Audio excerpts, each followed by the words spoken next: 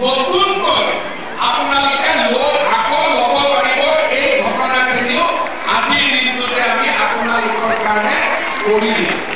শ্ৰদ্ধা ৰাইজ, এগৰাকী মাতৃ ঋণ মাৰিবৰ কাৰণে এজন ল'ৰাই গোটেই জীৱনটো সংগ্ৰাম কৰে, কিন্তু আপোনালোকৰ আশীৰ্বাদত মই এনেকে সুবিধা পালো যে অসমৰ 16 লাখ মাতৃৰ ঋণৰ আজি বজাৰ পৰা আমি আপোনালোকক মুকলি কৰি দিব পালো। এগৰাকী দুগৰাকী নহয়, 16 লাখ মাতৃ। আৰু 16 লাখ মাতৃ যদি কাবাৰ ওপৰত আশীৰ্বাদ থাকে, সিটো হিমালয়টো উঠি বহি ল'ব পাৰে, হয়নে নহয়? এগৰাকী মাকৰ আশীৰ্বাদতে মানুহে বহুত কাম কৰিব পাৰে। আৰু 16 লাখ মাৰ যদি আশীৰ্বাদ থাকে, মানুহে সকলো কাম কৰিব পাৰে। আৰু সেইকাৰণে আজি আমি অসমৰ কাৰণে আপোনালোকৰ আশীৰ্বাদত নতুন নতুন কাম হাতত লৈছো। অলপ পিছত মই সেই বিষয়েও আপোনালোকক বুজাই দিম। ইয়াৰ লগতে আমাৰ যোৱা যি বানপানী হৈছিলে, সেই বানপানীত বহুত মানুহৰ ঘৰ হেৰাইছিলে, বহুত মানুহৰ খেতি বাতিত অসুবিধা হৈছিলে। আমি এই 12 দিনত অসমৰ 6,86,487টা পৰিয়াললৈ বানপানীত ক্ষতিগ্ৰস্ত হোৱাৰ বাবে 350 কোটি টকা আমি তেওঁলোকৰ বেংক একাউণ্টত পঠাইছো। লখিমপুৰ জিলাতো বহুকেইটা পৰিয়াল আজি এই আঁচনিৰ পৰা উপকৃত হ'ব। ইয়াৰ উপৰিও অসম ৰাজ্যিক গ্ৰাম্য জীৱিকা অভিযানৰ অধীনত নিয়োজিত 354টা আত্মসহায়ক গোটক আজি আমি 1,27 লাখ টকাৰ প্ৰাৰম্ভিক মূলধন প্ৰদান কৰিম। আৰু তেনে 18টা আত্মসহায়ক গোট আমাৰ লখিমপুৰৰ পৰা উপকৃত হ'ব।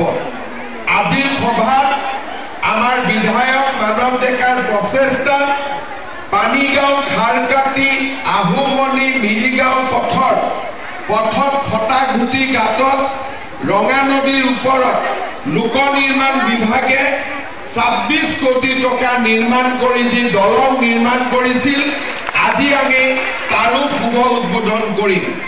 শ্ৰদ্ধা ৰাইজ, লখিমপুৰত এখন গভৰ্ণমেণ্ট ল' কলেজৰ প্ৰয়োজন আছিল। আজি আমি গভৰ্ণমেণ্ট আইন মহাবিদ্যালয়খনো 15 কোটি 50 লাখ টকাৰে নিৰ্মাণ কৰি ৰাইজৰ বাবে আমি উৎসৰ্গা কৰিলো। শ্ৰদ্ধা ৰাইজ, লখিমপুৰৰ ছোৱালী মই য'তে যাওঁ তাতে মই GNM হিচাপে দেখা পাওঁ। শিলচৰ গ'লেও মোক কয় যে দাদা মই লখিমপুৰ, মামা মই লখিমপুৰত মোৰ ট্ৰেন্সফাৰ কৰি দিয়ক। অৰ্থাৎ লখিমপুৰৰ ছোৱালীয়ে নাৰ্ছ পঢ়াৰ আগ্ৰহ আগৰ পৰাই আছিলে, কিন্তু ANM আৰু GNMৰ লগতে আমাৰ লখিমপুৰৰ ছোৱালীয়ে যাতে BSc নাৰ্ছিং পঢ়িব পাৰে, সেইবাবে আজি আমি লখিমপুৰত BSc নাৰ্ছিং কলেজ এখনৰ আধাৰশিলা স্থাপন কৰিলো। আৰু এতিয়াৰ পৰা লখিমপুৰৰ ছোৱালী 2 বছৰৰ পিছত ডিব্ৰুগড় বা গুৱাহাটীত BSc নাৰ্ছিং পঢ়িব যাব নালাগে। লখিমপুৰ মেডিকেল কলেজতে BSc নাৰ্ছিং আপোনালোকে পঢ়িব পাব।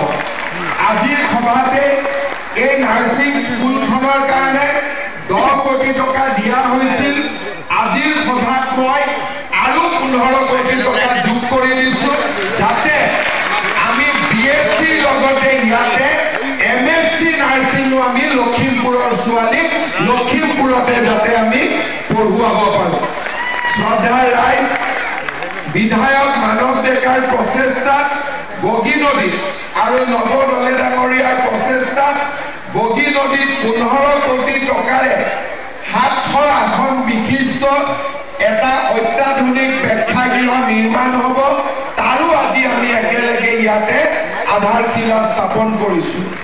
শ্ৰদ্ধা ৰাইজ, আজি যদিও আমি লখিমপুৰত আছো, আমাৰ এই সভাখন অসমৰ 37টা বিধানসভা সমষ্টিত উপস্থিত ৰাইজেও প্ৰত্যক্ষ কৰি আছে।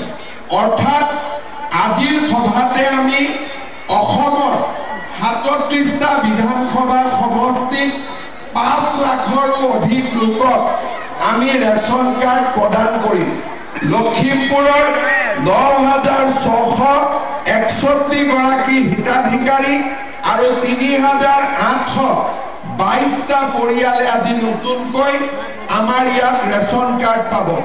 ইয়াৰ উপৰিও বজালী জিলাৰ ভৱানীপুৰ সৰভোগ সমষ্টি, বাক্সা জিলাৰ বাক্সা সমষ্টি, কাছাৰ জিলাৰ আটাইকেইটা সমষ্টি, চিৰাং জিলাৰ আটাইকেইটা সমষ্টি, ধেমাজিৰ আটাইকেইটা সমষ্টি আৰু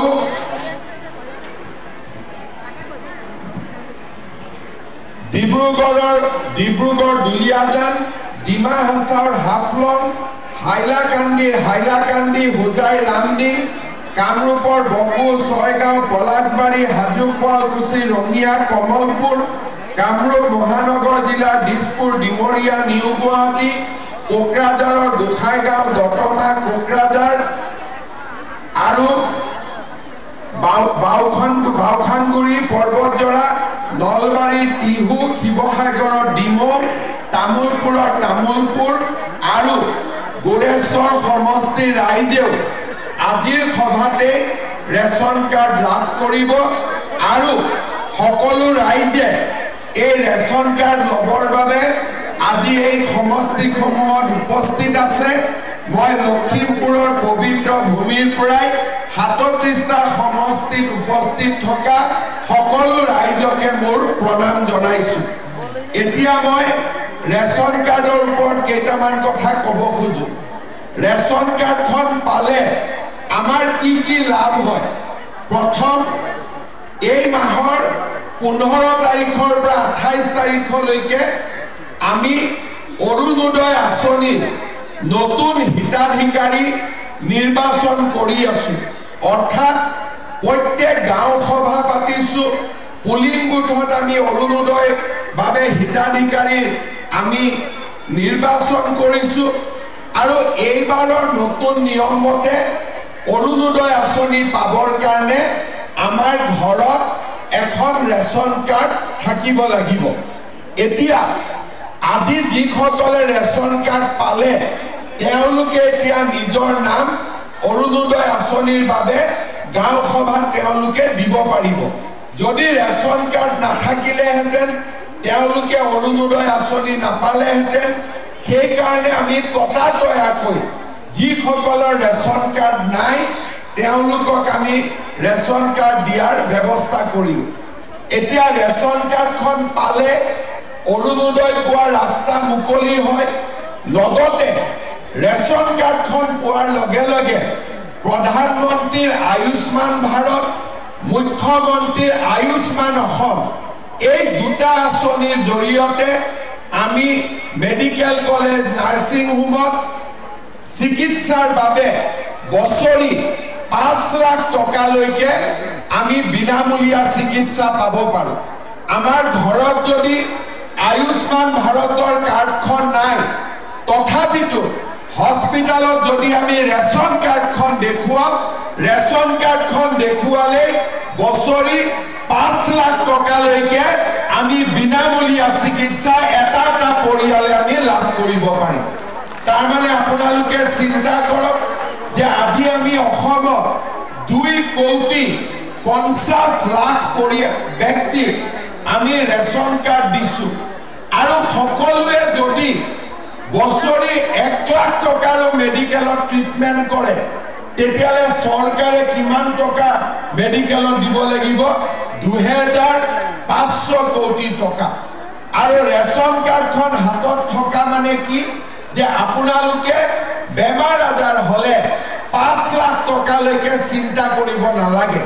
আগতে ৰেচন কাৰ্ডত অকল আমি চাউল পাইছিলো, কিন্তু এতিয়া আমি ৰেচন কাৰ্ডত অৰুণোদয় পালো আৰু আমি ৰেচন কাৰ্ডখন দেখুৱালে আমি মেডিকেলত 5 লাখ টকালৈকে বিনামূলীয়া আমাৰ পৰিয়ালটোৱে বছৰি চিকিৎসা পাব পাৰিব।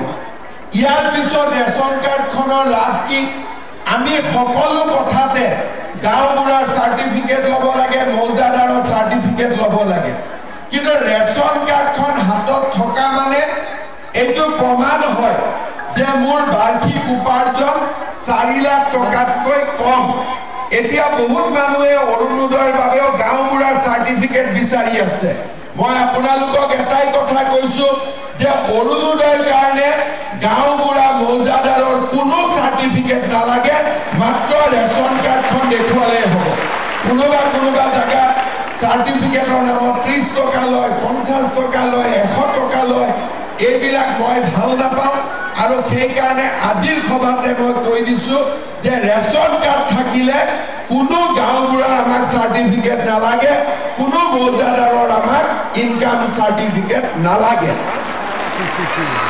এতিয়া খুজি আছিল নেকি ইয়াতে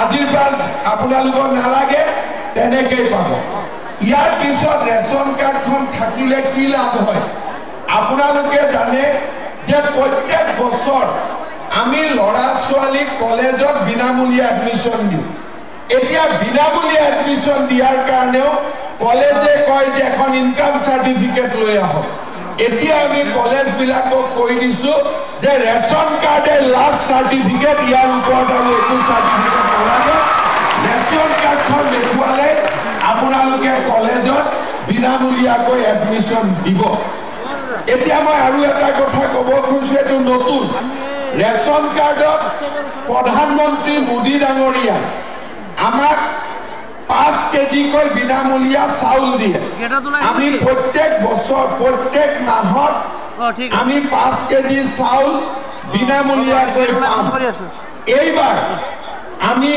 যদি সকলো ঠিকে থাকে মই চেষ্টা কৰিছো যে বিনামূলীয়াকৈ নহলেও বিনামূলীয়া দিবৰ কাৰণে ইমান টকা মোৰ লগত নাই কিন্তু বিনামূলীয়াকৈ নহলেও ৰেচন কাৰ্ডত দালি আৰু চেনি আমি সুলভ মূল্য দিয়াৰ বাবে ব্যৱস্থা লম ভাল হ'বনে বেয়া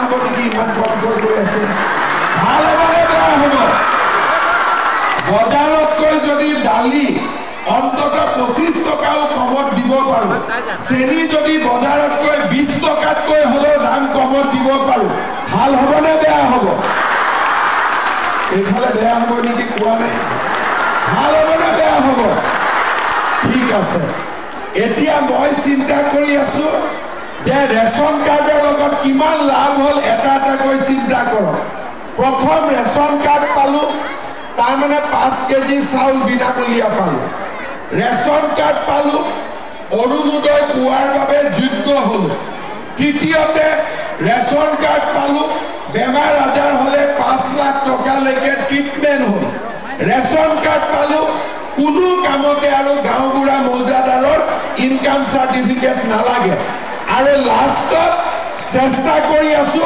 যে ৰেচন কাৰ্ডখনৰ জৰিয়তে দালি আৰু চেনিও যাতে কম দামত আমি কিনিব পাৰো গতিকে এখন ৰেচন কাৰ্ডৰ জৰিয়তে আমি কিমানখিনি উপকৃত হ'ব পাৰো আপোনালোকক তাৰ মই এটা উদাহৰণ দিলো শ্ৰদ্ধা ৰাইজ এতিয়া মই আৰু দুটামান কথা ক'ব খোজো আপোনালোকে জানে যে অৰুণোদয় আঁচনি আমি 2019 চনত আৰম্ভ কৰিছিলো প্ৰথম 830 টকা দিছিলো আৰু 20 লাখ পৰিয়ালক আমি দিছিলো তাৰ পিছত চৰকাৰ আহিলে প্ৰথমতে 1000 আৰু কোভিডৰ কাৰণে 250 টকা যোগ কৰি আমি 1250 টকা দিলো কোভিড শেষ হৈ গ'ল কিন্তু কোভিডৰ টকাটো এতিয়াও আমি কাটা নাই যেনেকৈ আছিল তেনেকৈ থাকিলে তাৰ পিছত আমি কি কৰিলো 20 লাখৰ পৰা 27 লাখ পৰিয়ালক আমি অৰুণোদয় দিলো এইবাৰ এই যিটো অৰুণোদয় প্ৰশেক চলি আছে এই প্ৰশেকত আমি অৰুণোদয় পোৱা মানুহৰ সংখ্যা 27 লাখৰ পৰা পুনে 40 লাখলৈকে আমি বৃদ্ধি কৰিম অৰ্থাৎ যদি ঢকুৱাখানা সমষ্টিত আগতে 22,000 পৰিয়ালে অৰুণোদয় পাইছিল এতিয়া 29,000 30,000 পৰিয়ালে অৰুণোদয় পাব। যদি আমাৰ লখিমপুৰত 22,000 পৰিয়ালে অৰুণোদয় পাইছিল, এইবাৰ 29-30,000 পৰিয়ালে অৰুণোদয় পাব। নাৰায়ণপুৰত বা বিহপুৰীয়াত আগতে যদি বা ৰঙানদী নাওবৈচাত আগতে যদি 22,000 অৰুণোদয় পাইছিল, এইবাৰ 30,000 পাব। লখিমপুৰত আৰু এটা লাভ হ'ল, সমষ্টি এটা বাঢ়ি যোৱাৰ কাৰণে আগতে আমাৰ সমষ্টি আছিল বিহপুৰীয়া, নাওবৈচা, ঢকুৱাখানা আৰু লখিমপুৰ। এতিয়া লগত ৰঙানদী সমষ্টি নতুনকৈ সৃষ্টি হোৱাৰ কাৰণে এডিশ্যনেলি আৰু 30,000 নতুন বেনিফিচিয়াৰী লখিমপুৰ জিলাত আহি যাব। তাৰ মানে যদি কোনেও নিজৰ ভিতৰত খেলি মেলি নকৰে, ৰেচন কাৰ্ড থকা 80 পৰা 85% পৰিয়ালে এইবাৰ অৰুণোদয় আঁচনি পাই যাব।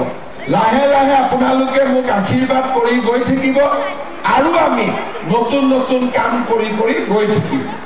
দ্বিতীয়তে, আমাৰ মহিলাসকলে মাজে মাজে চিন্তা কৰে যে মুখ্যমন্ত্ৰীয়েতো আত্মসহায়ক গোটত 10,000 টকা দিম বুলি কৈছিল, এতিয়ালৈকে টকাটো অহা নাই। সেইটো চিন্তা কৰে নে নকৰে? সেইটো মাজে মাজে চিন্তা আহি থাকে, হয়নে নহয়? এতিয়া আপোনালোকে মনত কৰক যে মই যি কৈছো, আজিলৈকে কেতিয়াবা কোনোবা কথা এনে কৈছো নেকি? যি কৈছো হৈছে নে নাই?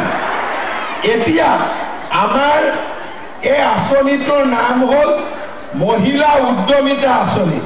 কিছুমানে কয় গছ লগাবৰ কাৰণে পইচা দিছে। আমি গছ লগোৱাৰ কাৰণে পইচা দিয়া নাই, এইটো ভুল ধাৰণা নল'ব। কাৰণ গছডাল লাগিলে ডাঙৰ হ'লে, গছডাল আপোনালোকে মোৰ ঘৰত কাটি নিদিয়ে, গছডাল আপোনালোকৰ ঘৰতে থাকিব, না কাটি পেলাই মোক দিব? মোকতো নিদিয়ে। গতিকে এই গছডাল যদি চেগুন গছ ৰৈছে, ডাঙৰ হ'লে তাৰ যি উপাৰ্জন হ'ব সেইটো আপোনালোকে পাব। আৰু আপোনালোকক গছডাল ৰুবৰ কাৰণে মই উৎসাহ দিয়াৰ কাৰণে মোক উল্টাই আপোনালোকে পিঠা পিঠা খুৱাবহে লাগে, হয়নে নহয়? এতিয়া মেইন কথাটো হ'ল যে আমি টকাটো কেতিয়া পাম। এইকেইদিন আমি ধুনীয়া কৰি ভেৰিফিকেশ্যনবিলাক কৰি আছো। 28 তাৰিখৰ ভিতৰত আমাৰ ভেৰিফিকেশ্যনবিলাক কমপ্লিট হৈ যাব। ভেৰিফিকেশ্যন কমপ্লিট হোৱাৰ পিছত আমি মহিলাসকল যিসকল ইয়াৰ নিৰ্বাচিত হ'ল তেওঁলোকৰ আমি তালিকাখন দিম। তালিকাখন দিয়াৰ পিছত আপোনালোকক আমি 3 দিনৰ ট্ৰেইনিং দিম। কিয় ট্ৰেইনিং দিম এই কথাটো বুজি লওক। 10,000 টকাটো শেষ নহয়, 10,000 টকাটো আৰম্ভণি। আমাৰ উদ্দেশ্য হ'ল যে এই 10,000 টকাটো ভাল কৰি যদি আপোনালোকে খৰচ কৰে, পিছত আমি আপোনালোকক আৰু নতুন নতুন আঁচনি আৰু বেংকৰ লগত আপোনালোকক আমি সম্পৰ্ক কৰি দিম, যাতে মোটামুটি 2-2.5 বছৰৰ ভিতৰত চৰকাৰৰ পৰা আপোনালোকে আৰু বেংকৰ পৰা মিলি 1 লাখ টকা কৰি আপোনালোকে পাব পাৰে। কিন্তু যদি কোনোবাই 10,000 টকা পালে আৰু গিৰিয়াকে টকাটো লৈ গ'ল, তেতিয়া ইটোতো আৰু আগ নাবাঢ়িব। সেইকাৰণে এটা 3 দিনৰ ট্ৰেইনিং কৰি টকাটো আমাৰ আঁচনিখন কি কেনেকে আগবাঢ়িব লাগিব আমি বুজাই দিম।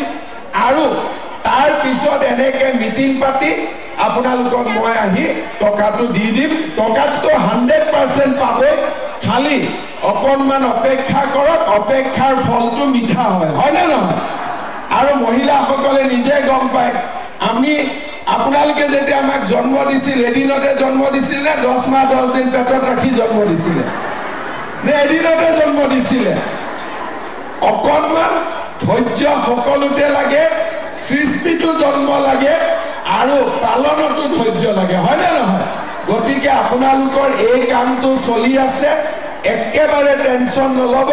10,000 টকা আপোনালোকে 100% পাবই, কিন্তু 10,000তকৈ আৰু কেনেকে বেছি পায় মই সেইটোহে চিন্তা কৰি আছো, যাতে আগত গৈ আমি আৰু বেছিকৈ আপোনালোকক সহায় কৰিব পাৰোঁ। ইয়াৰ পিছত ইলেকশ্যনৰ সময়ত মই কি কৈছিলো যে আমি নিযুত মইনা আঁচনি দিম। যি ছোৱালী কলেজত পঢ়ে, 1,000 হায়াৰ ছেকেণ্ডেৰীত পঢ়ে, 1250 টকা ডিগ্ৰীত পঢ়িলে, 2,500 টকা পোষ্ট গ্ৰেজুৱেটত পঢ়িলে। সেই আঁচনিও মই যেনেকে কথা দিছিলো আজিকালি বেংকত 10 তাৰিখে আমাৰ ছোৱালীসকলেও এই আঁচনি পায় এতিয়া মোক ল'ৰাবিলাকে কৈ আছে যে মামা আমাৰ কাৰণেও কিবা এটা কৰক এইবাৰ বাজেটত ল'ৰাবিলাকৰ কাৰণেও মই ভাল স্কিম এটা দি আছো যাতে ছোৱালীৰ লগতে ল'ৰাবিলাকো যাতে তেওঁলোকে আগবাঢ়ি যাব পাৰে অৰ্থাৎ আমি অসমখনক সুন্দৰ কৰি আগুৱাই লৈ যাবৰ বাবে চেষ্টা কৰিছো আপোনালোকে চিন্তা কৰক আগতে কোন চৰকাৰৰ দিনত আমি অৰুণোদয় পাইছিলো কোন চৰকাৰৰ দিনত আত্মসহায়ক গোটে উৎসাহ পাইছিলে কোন চৰকাৰৰ দিনত নিযুত মইনা আঁচনি হৈছিলে কোন চৰকাৰৰ দিনত আগতে দালি আৰু চেনিও ৰেচন কাৰ্ডত দিয়াৰ কথা হৈছিলে কোন চৰকাৰৰ দিনত এনেকে মাইক্ৰ ফাইনেন্সৰ লোন ৰেহাই পাইছিলে আৰু কোন চৰকাৰৰ দিনত আপোনালোকে আজি 16 লাখ মহিলা ঋণৰ পৰা মুক্ত হ'ব পাৰিছিলে বা কোন চৰকাৰৰ দিনত এনেকে লখিমপুৰ ধেমাজি অসমৰ আটাইতকৈ পিছপৰা অঞ্চলটোত কোন চৰকাৰৰ দিনত পোহৰ আহিলে এই গোটেই কথাবিলাক আপোনালোকে নিশ্চয় চিন্তা কৰিব আপোনালোকৰ মনত ৰাখিব যে কংগ্ৰেছৰ দিনত অৰুণোদয়ো নাছিলে মাইক্ৰ ফাইনেন্সৰ লোন ৰেহাইও নাছিলে আত্মসহায়ক গোটৰ আঁচনিও নাছিলে আমাৰ মহিলাসকলক ৰেচন কাৰ্ডো দিয়া নাছিলে অৰ্থাৎ আমাৰ কলেজত বিনামূলীয়া এডমিশ্যন নাছিলে নিযুত মইনা নাছিলে কংগ্ৰেছৰ দিনত একো নাছিলে খালি কংগ্ৰেছৰ কি আছিলে মহিলাবিলাকক সূতা আৰু কম্বলৰ নামত ইখন মিটিঙৰ পৰা সিখন মিটিঙলৈকে মহিলাবিলাকক দৌৰাই ৰাখিছিলে তাৰ বাদে মহিলাসকলৰ উন্নতিৰ বাবে একো কাম কৰা নাছিলে এতিয়া মই আৰু এটা লাষ্ট কথা আপোনালোকক ক'ব খুজিছো অসমত মই 3.5 বছৰ মুখ্যমন্ত্ৰী হলো মোৰ আগতো বহুত মুখ্যমন্ত্ৰী হৈছিলে এতিয়া আপোনালোকে চাওক আগতে যেতিয়া পৰীক্ষাৰ ৰিজাল্ট দিয়ে এপিএসসি ৰিজাল্ট দিয়ে পুলিচৰ ৰিজাল্ট দিয়ে তৃতীয় চতুৰ্থ শ্ৰেণীৰ ৰিজাল্ট দিয়ে তেতিয়া টিভিত কি ওলাই বাতৰি যে কোন মন্ত্ৰী লৰাই ডিএসপি হল কোন অফিচাৰৰ লৰা গৈ পেলাই মেজিষ্ট্ৰেট হল কোন ডাঙৰ বিষয়াৰ ফুলখালিয়েকে গৈ পেলাই প্লেনিং অফিচাৰ পালে কাৰ ফুলখালিয়েকে গৈ পেলাই টেক্সৰ সুপাৰিনটেণ্ডেণ্ট হল কোন দ্বিতীয় হল পেপাৰ আৰু টিভি এই লিষ্টবিলাক আহিছিলে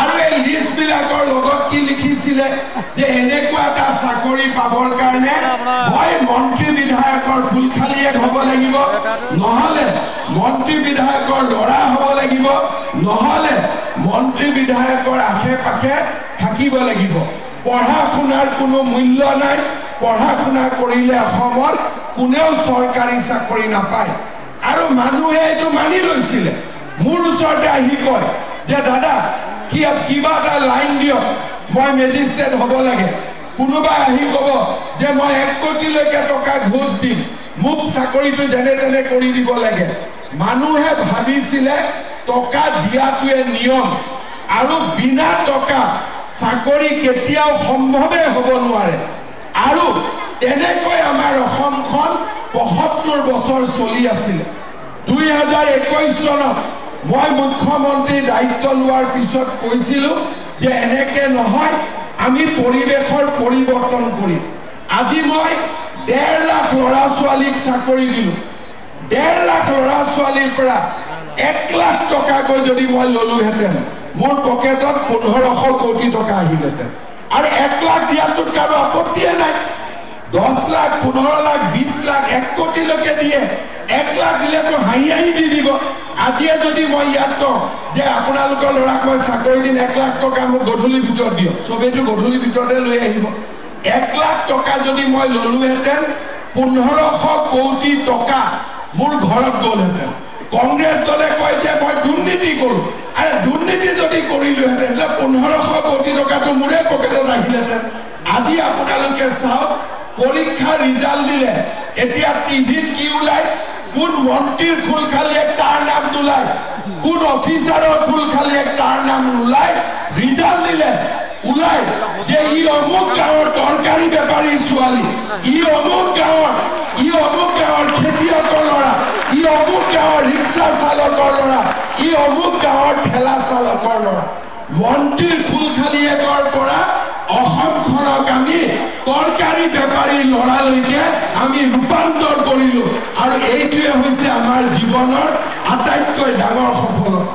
ইয়াৰ ফলত কি হৈছে, এতিয়া ল'ৰা ছোৱালীক মাক দেউতাকে কয় যে পঢ় চাকৰি পাবি, ল'ৰা ছোৱালীয়ে স্কুলত আগতকৈ বেছি যায়।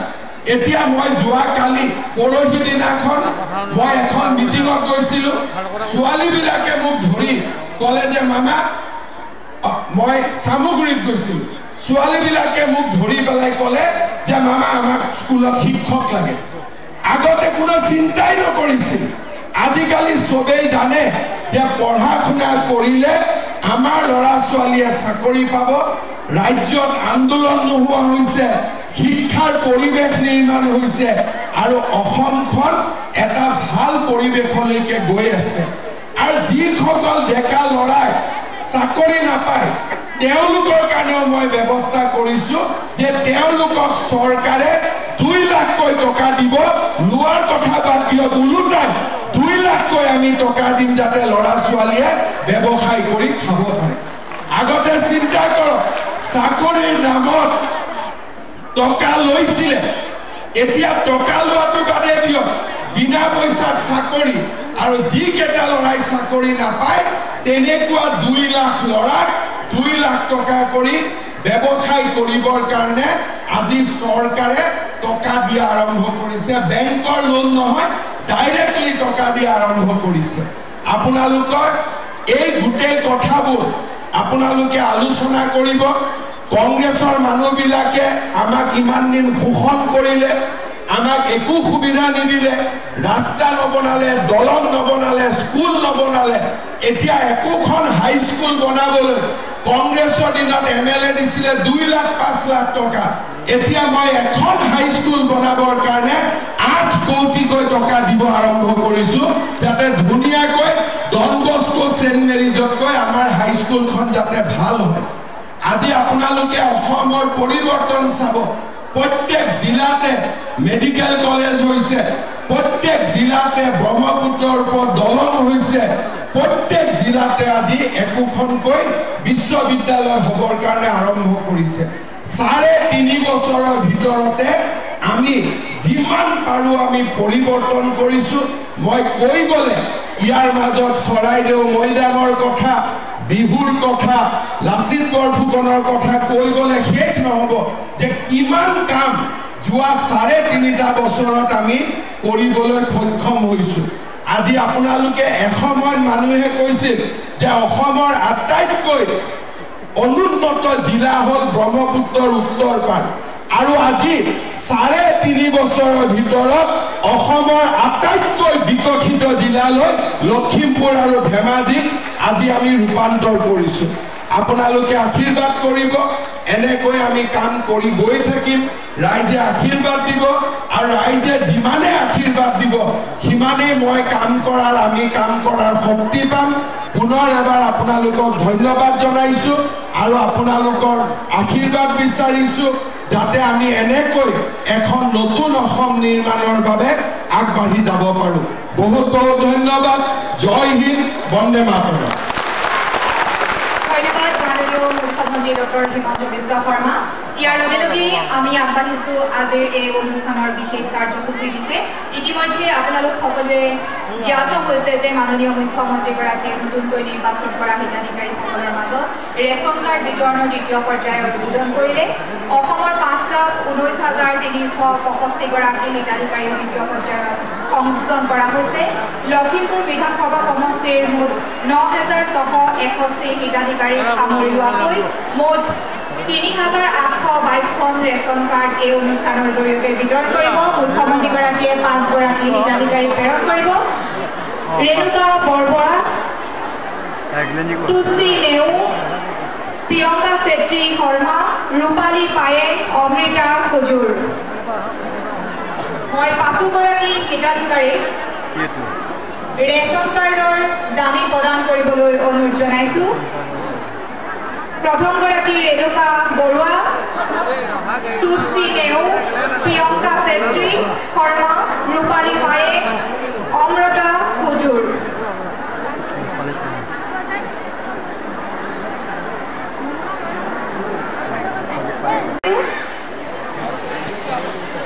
প্রথমে শ্রাবণা আজমি, জ্যোতি ফুকন, সীমা দাস, নয়নমণি বড়ু, Sumi Tamuli.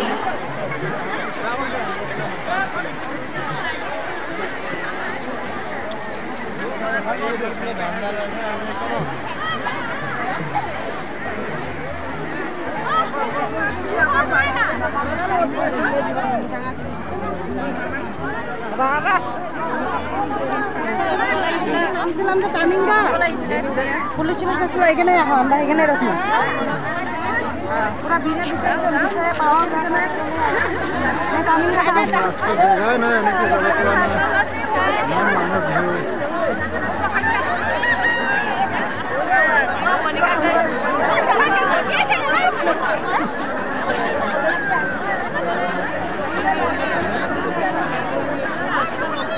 Kuah cek lagi nih, kuah di mana? Ini kelas ni kau itu.